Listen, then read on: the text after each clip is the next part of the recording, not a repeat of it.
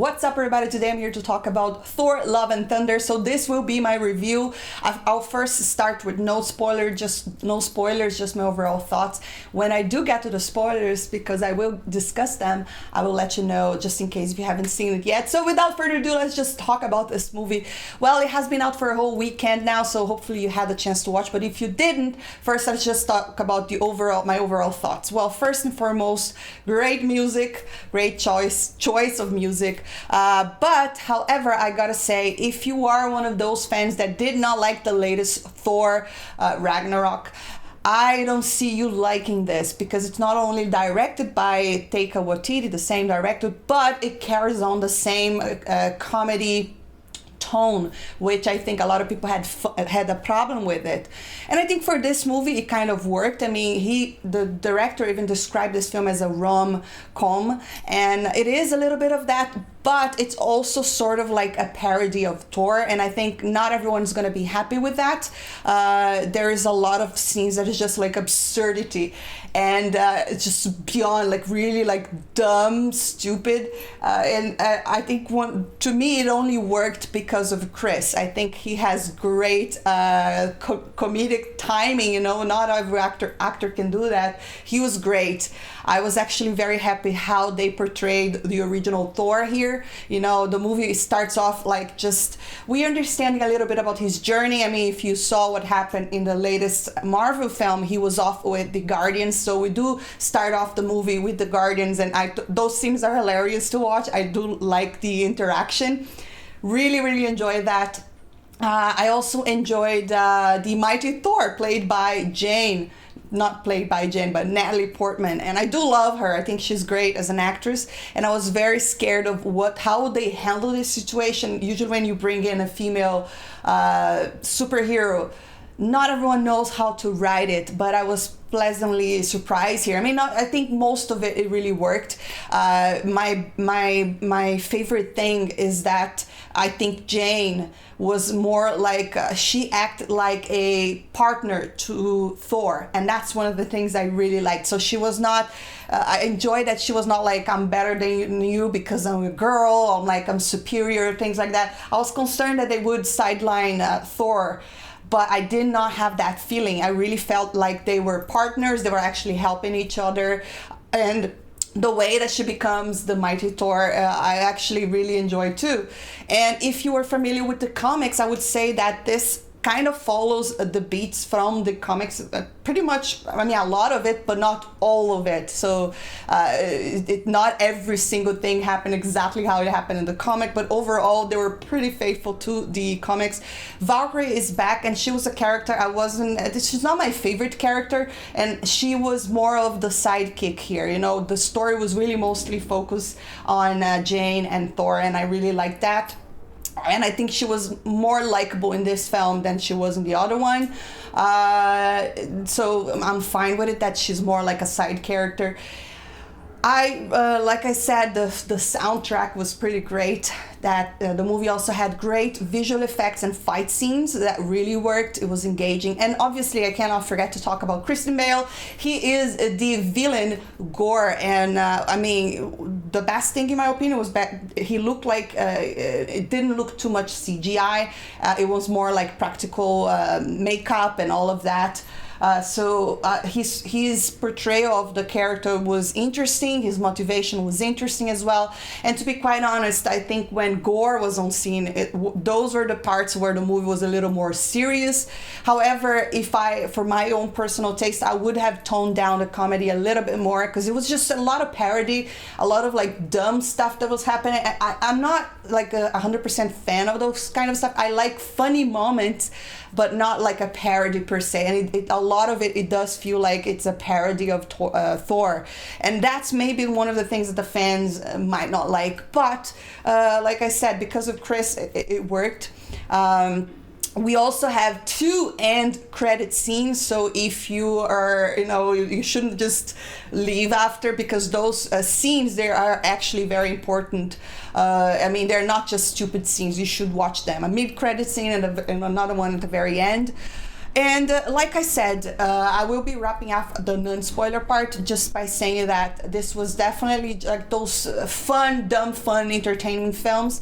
It sometimes it did not know that it needed to be more serious, and I guess it's because it was so like parody so much. So in my opinion, they should have just had like a more of a serious film with funny parts, but I think that works. Just like the Avengers, for instance, this was not like the Avengers. It had like a lot of like really absurd things, and a lot of people are, I'm sure, will like it. But overall, it was entertaining. I like Jane and Thor's relationship. I like the way that she becomes Thor. I like how she acted when she was Thor, and I will discuss that a little bit more on the spoilers part. And I think out of a 10, I think it's a strong 7, almost an 8. I just don't rate it higher because, like I said, I would have, I'm not such a fan of the parody on all of the absurd things. And I would have liked to see a more serious film with really funny parts, but this is just a full-on comedy. And that's just a personal taste. But anyways, guys, this is my non-spoiler review. So now let's talk about spoilers, because yes, we do have a lot to discuss. Okay, spoilers right away. So yes, this is following the whole comic book storyline in which Jane has cancer, and she's dying. But one of the things that is different from the comics is that here she gets her powers because Thor said something to the hammer, like when he was in love with him. The movie shows as if he was always in love with her, and that's why he couldn't even find another girlfriend. I mean, he had other flings, but Jane was always the one. And one of the things that I was so happy that they did is that she was a partner to him. She was asking questions. She was like, she was not just like, oh, I'm better Thor than you and things like that. And I really enjoyed that they were partners. It felt like, oh, this is really a love story.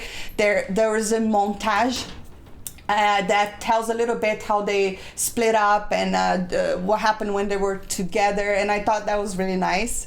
But like the absurd stuff, such as like there was these two massive animals that I don't even know how to describe. Like they were goats, but giant goats, and it all just CGI, obviously. And then there's a lot of like really silly stuff. At the very beginning, there is this tribe in which Thor is there with the guardians. I thought that whole scene was very stupid, and I don't really like movies that are just like dumb, stupid like that. I like a more serious plot line and with comedy, funny stuff.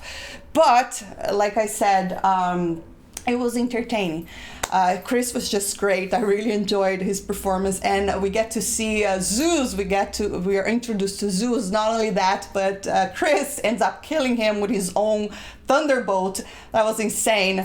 And I really thought. Oh, another thing that I thought it was really great. It was the effect of the hammer.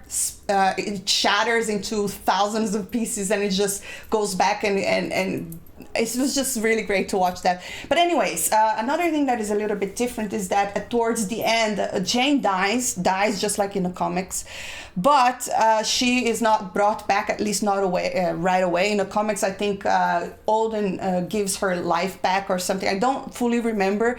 But she goes to the Valhalla, which is the place where all the warriors, the Viking mythology. That was something interesting, and that's on the end credit scene, and that's definitely a way of bringing her back somehow. I'm not sure if she's going to want to be there, or if that means that when Thor dies, sometimes they're going to meet in there. I'm not quite sure what is the intention, but that it was nice to see that, it wasn't so sad at the very end. I did enjoy how they wrapped up the story, but it does feel a little bit weird if they bring Jane back after a long time hiatus, right, from the franchise. She was in Endgame a little bit. I'm not sure which one, but she was just like a small cameo. But like to bring her back and to introduce her as the ultimate love to Thor and then kill her off, it was a bit sad.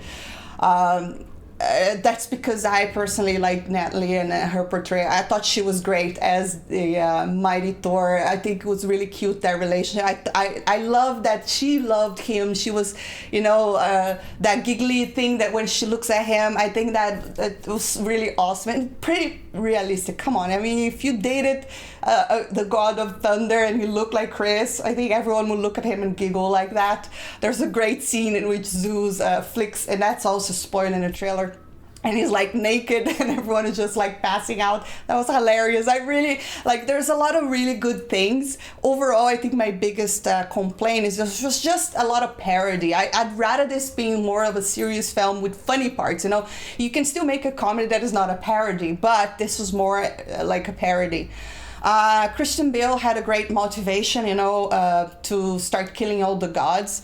And obviously, towards the end, I think that was kind of a heartwarming finale in which he brings his daughter back and then Thor adopts her. That was just, it was like bittersweet because he lost Jane, but then he gained a daughter, and they had a great scene together. That was super cute to see now Thor being a father. That's something that was also foreshadowed early on, I think, in the narration. They were saying, oh, he'd be a great father. I don't remember who says this, but anyways, overall, guys, it was pretty entertaining.